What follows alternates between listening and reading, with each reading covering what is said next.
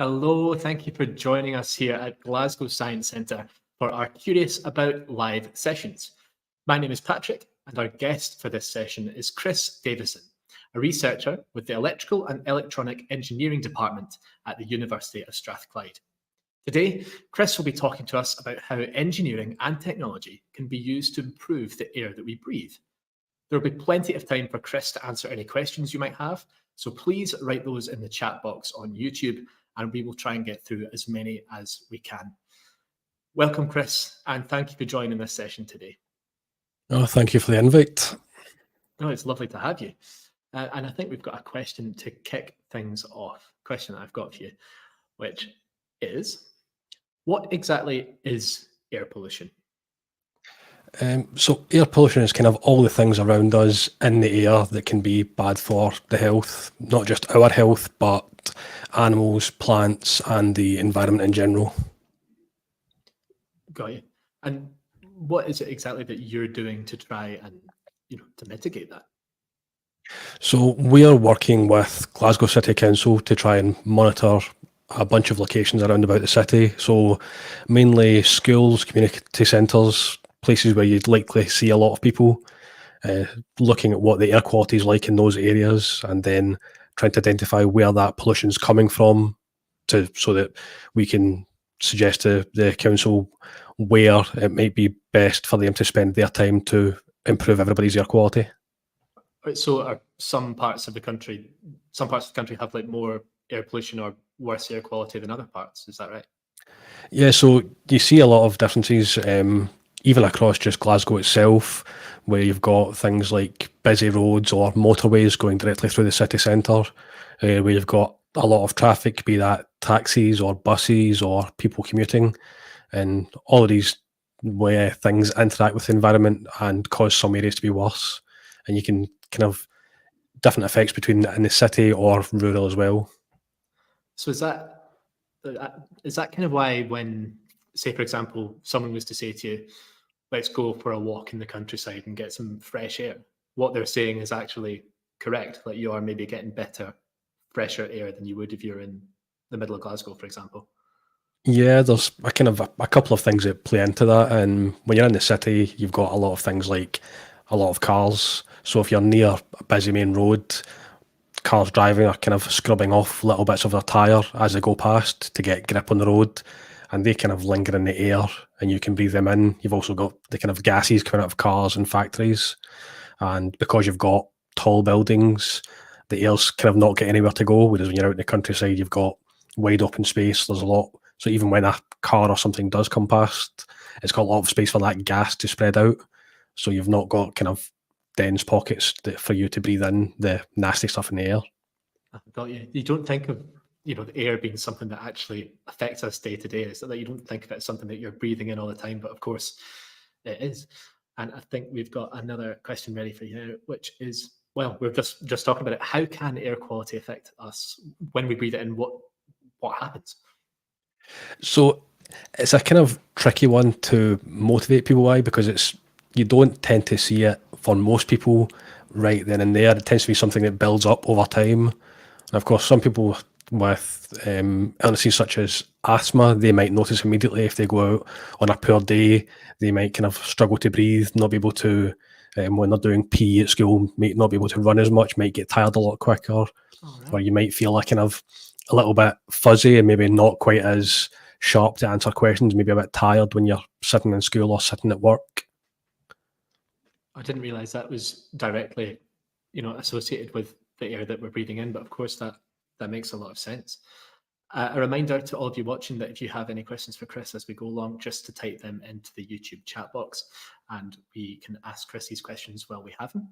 In the meantime, I've got another question for you, Chris, which is, can you tell us more about your job? What is it you're doing? So as an engineer, my job is kind of, in very high level terms, it's using science and maths to solve problems. My job specifically as an electrical engineer is working with kind of small devices and bits of equipment that I can use to try and find patterns that are going on out there in the world and think about ways that we can either increase those patterns if it's something we want to happen, or direct people like the council or farmers or people at home what they may be able to do to kind of mitigate or lessen the effects of bad patterns. So for me, it's building little devices and looking at numbers and spending time on farms and out in the countryside trying to see what's going on. That sounds great. Like, could you give us an example of what it is you're doing out in the countryside or on farms? So I've got two main projects I work on. One's doing a lot of work with cows, where we kind of put technology on cows, give them what's effectively kind of Fitbit for cows, is how we like to describe it. And you've kind of got an example on screen here. So the way that kind of cows also relate to the air quality side as well is that the way that they work, they tend to burp a lot because of the way that they eat a lot of grass and spend a lot of time digesting their food.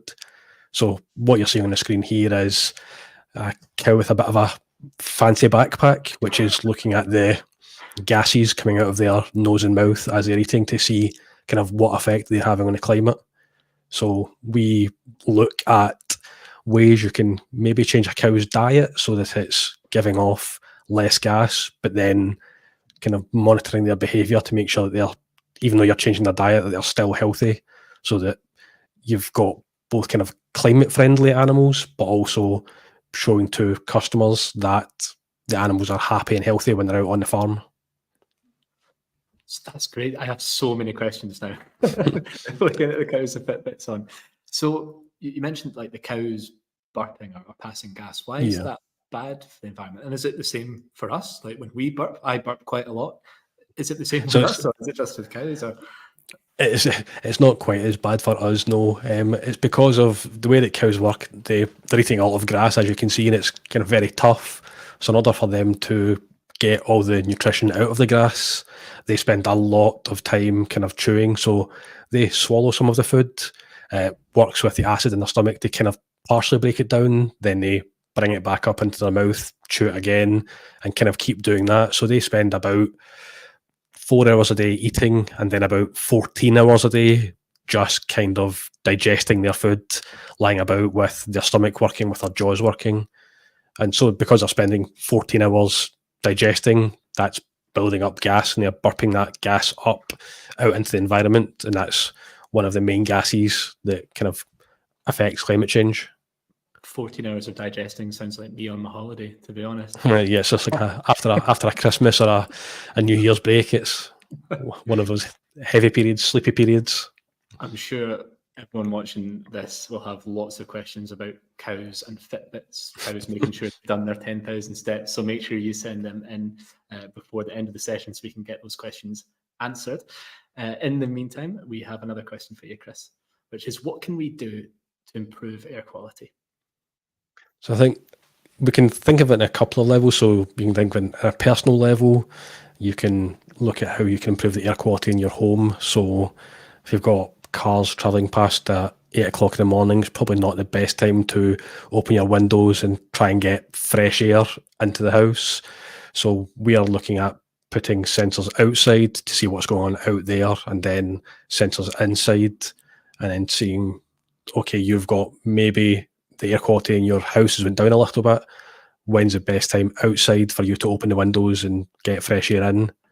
But then for the city level and the country level, it's things like encouraging more bus use so that you've got a lot of people sharing one car or bus to travel, and changing the way that we generate electricity. And also for, in terms of farming, seeing what we can feed to the animals so that they produce less gas while still giving us milk and cheese and everything else we want from the countryside. Yeah, and you said you were placing sensors in places. I wondered, A, where you put those sensors, and B, what are those sensors actually trying to pick up? What are you learning from them?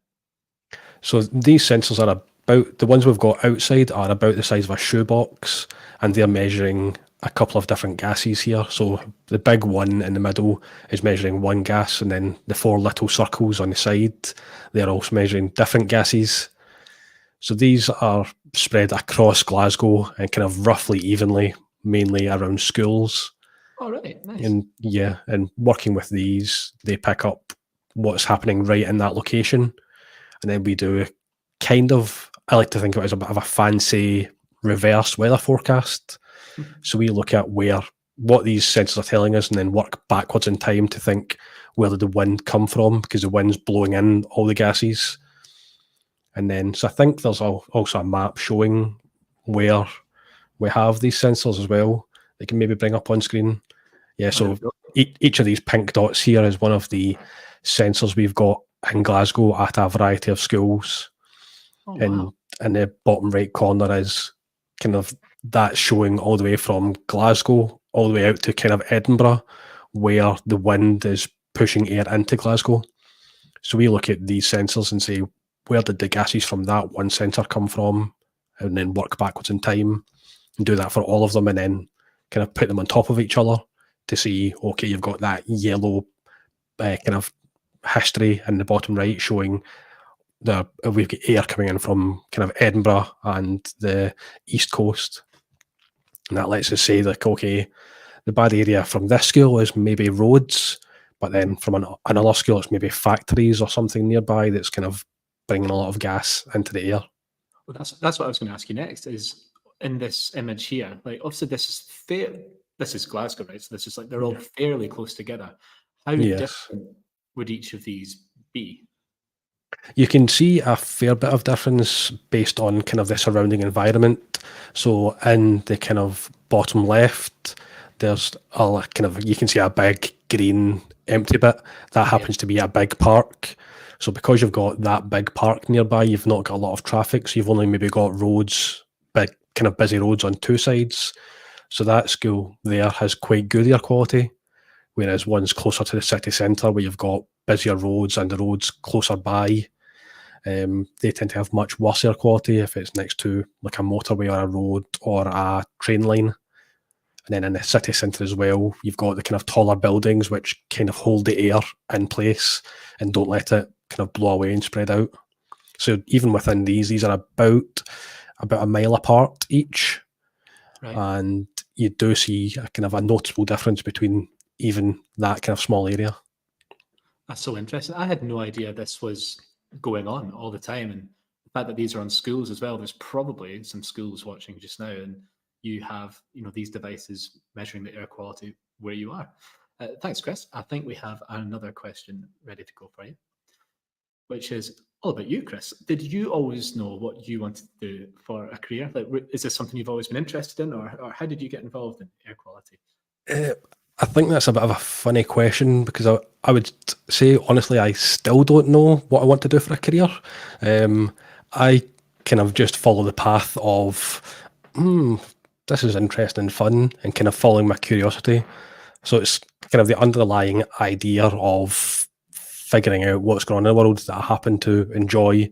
And that's why both cows and air quality, even though they kind of don't seem related and don't seem like the kind of same area of expertise, that's my idea of just following what interests me has led me to do both of these projects, and managing, just looking at the problems within them lets me get really interested in both of them, even though they're really kind of far apart. That's great. And what sort of subjects or things were you interested in at school that you think led you here? So I was always kind of interested in the science and technology side. So I studied maths, physics, chemistry, craft and design, and then a lot of the kind of technical subjects, but a lot of the other subjects as well. I've found ways to relate back to the science. So in my spare time, I play guitar, and I kind of look at the electronics of that for how to get different sounds out of a guitar. I like art as well, so I've found ways to use kind of personal playing around with art to draw diagrams, to explain things to whether it be companies or schools, different ways that I can just kind of try and get information across. That's I great. think, It's a really good example of that, of how loads of different skills from loads of different parts of life can actually all really help you in your career path and what you end up doing, after yeah, school. definitely. And it's always you can always find some way of kind of tying it back together. Definitely. I think we have another question for you. A reminder that you can leave your own questions in the YouTube comment boxes. What's something people would be surprised to know about your job, Chris? I think the first time I ever introduced the concept of Fitbit for cows, or kind of smartwatches or smart devices for cows, it's two topics that people don't really think about going together. They just think of cows out in fields, and they don't really think of technology being involved in that. Maybe the most technology they think of is the tractor or the harvester or something going nearby, or air quality. Maybe think that that's something done at UK wide level. So it's just seeing the kind of surprise on people's faces when you say that you kind of say this weird thing that people don't really think is a job. They think it's some kind of fantasy. Like that's not a serious job. Like you get paid to do that. And how long have you been working with the cows? Is that something you came up with, or is that something that's been done for quite a while? Or? So I've been working on the air quality for about 3 or 4 years. We work on the cows for about 10. Wow. So I directly through university, my boss created one of the first kind of bits of jewellery, the necklace for cows, to see how their health was going. And I got involved in that project when I kind of finished my undergraduate at university, and then just kept on doing cow stuff and farming stuff and then air quality stuff. And it kind of followed that path of cow health and then environmental health and then environmental air quality monitoring. Kind of all followed that path. But yes, about 10 years of working with cows, which is something that my parents never thought I would do when I said I was going to be an engineer. It's not your typical STEM job. It's something I was surprised to learn. I think we've got another question ready for you, Chris, which is, so what does a day in your job look like? So as a researcher at the university, one of the things I most like is that there's quite a lot of variety. So one day I can be sitting at a computer, which is a kind of normal day, looking at numbers, trying to analyze the information that's coming back. Then another day I might be in the lab, joining together bits of equipment so that we can put that kind of shoebox sensor out in the field. Then another day in the week might be going to visit the schools to install this equipment. So there's quite a lot of variety as a researcher in this, and being able to kind of look at numbers and try and find out what the patterns are telling us. And then another part of it is I tend to volunteer or get volunteered to do a lot of the communication stuff, because I like, even though I find the speaking aspect kind of quite scary and nerve-wracking, I do quite like spreading the information. So I volunteer for things that kind of get my heart racing, which is kind of why I'm here today. Right, it doesn't show at all. So would you say those are the sort of the favourite parts of your job when you're going out to schools or going out to farms and meeting people? Yeah, I think it's really fun. We had an event last week where a lot of schools come along, and it's just really interesting seeing what people think about your field and making sure that the work I'm doing and in the office isn't just for me or isn't just to write papers and go to bosses. It's being able to kind of explain how my work might be useful to people out there. So it's not just a bit of paper and a drawer somewhere saying, I did this is my history. It's actually kind of useful to the real world and showing people that. That's great. And we've not got Chris for too much longer. So if you want to send in a question, you can do that via the YouTube chat box. Make sure you get answered what you want to know. In the meantime, Chris, we've got another question for you, which is, what is the most surprising thing that you've learned about air quality? So I think it's probably something that the Scottish audience will be quite happy to hear, is that rain is actually good for air quality.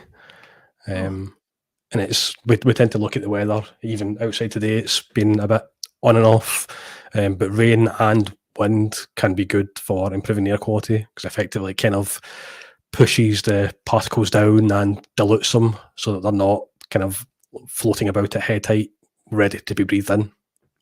So would I be wrong in saying that when it rains, it's almost like you're giving the air a wash, or is that? Yeah, that's actually a kind of really quite clear way of thinking about it. Yeah, you're kind of washing away the kind of chunkier particles that you might breathe in. That's so interesting. I would never have thought that was even possible, but does that maybe explain why sometimes when there's been a lot of rainfall or a lot of bad weather, actually after when you go outside, you can sort of almost smell the fresh air. Do you know? Yeah, it kind of smells quite crisp. So it's Yeah. something to keep in mind when you see rain outside, thinking, oh, it's not all bad. As long as you've got a decent jacket, you're getting fresh air at least. And what's Scotland's air quality like across the board? You'd imagine with a country with a lot of wind and a lot of rain, do we have better air quality than quite a lot of Yeah, countries? so we've actually got a kind of really nice environment in Scotland. So looking at the air quality project, we are working alongside an American university. They started doing a lot of this work, and then they wanted to spread it into Europe. And you can even see the difference between their big cities here and our big cities in Scotland. We've got really, really quite good air quality. So we've got not so many tall buildings. We've got the weather for it, and we've got quite a lot of greenery and open space. And being an island as well, we get kind of good effects from having a big empty ocean beside us. Brilliant. Another reason to love Scotland. They are great air quality. Chris, we've got a live question that's just come in via YouTube, which is from Tara Gibson. Thank you, Tara. Is there something you would like to research in the future? So I like to think about ways that we can make it easier for people to interact with science. So there's a lot of research going on now about kind of the future version of what people might know as Alexa or Siri, ways that you can just kind of talk to your computer and have it understand what you want. So whether it be ways for apps for people to just talk to their phone and say, what's the way that I can walk to school with fresh air, or what's the way I can walk to school that kind of helps me avoid my allergies like pollen or something like that, and have the phone or device just tell them kind of information in a more easy way, so you don't need to learn special techniques to interact with the computer, to interact with the data, being able to make it a lot more friendly and accessible for anybody to kind of get the information that they need. Do you think that's something that we're close to, or would happen in the future? So there's a lot of interesting things happening with models right now for understanding language and understanding people's questions. So I think we're close to having these models do provide useful insights just now, but we need to kind of make sure that they don't just give us wrong information. So there's a lot of work in making sure that you can trust what they're telling you. Like if a model's telling you, oh, it's shorts and t-shirt weather, and you're halfway to school and then it starts pouring with rain, you're not going to be very happy. So kind of need to make sure that these models give you reason to trust them. Yeah, it sounds like a typical day in Scotland, to be honest, being told it's going to be glorious and then you get absolutely soaked. That happened to me over the weekend. Yeah, I'm not saying that I've any experience recently. Another question for you, Chris, which is, we've talked about cows, but how does air pollution affect animals more broadly? So they've got the kind of one benefit of being out in the countryside, as we mentioned previously, in a kind of wide open space and a lot of fresh air. But they have similar negative effects as us. So the same way that we have particles in the air, and if we breathe them in over time, that would lead to us not feeling so healthy. The same thing can happen to animals if they're in a poor air quality environment. They might eat a bit less because they're not feeling so great. They might produce less milk, which basically means that you're not getting as much milk or cheese or things in the shops. It might mean that the farmers don't make as much money because their farm's not producing as much. So I guess then having good air quality is important for lots of reasons, but one of the main ones is that we get quite a lot of food and resource from animals. So if they're not producing as much because of the air, it all sort of comes back to us at the end of the day, doesn't it? Yeah, and one of the things as well is that it's not been a problem historically in Scotland in the past, but in places with very hot weather, cows aren't very good at getting rid of the heat, so they kind of really struggle to kind of sweat, and when they get too hot, they just start to pant, kind of like a dog. Mm-hmm. So with stuff like climate change and pollution, you can see that cows get kind of sick really quickly in hot weather. So you need to think about things like, can we figure out what the air quality is like, what the temperature is like, to give cows like an automatic shower. That happens in some countries, in like Israel and the Middle East, where it's very hot, like 40 degrees at sometimes, and they'll give cows showers through the day to keep them cool. Wow, I'm glad there's people like you making sure that research is being done to look after these animals. We've got another live question for you, Chris, from Jessica. Thank you very much, Jessica. What skills are important for your job? So when I was first studying, I thought it was all just about doing maths and solving problems. But the more time I've spent in this job, the more I've realised that a big part of it is communication.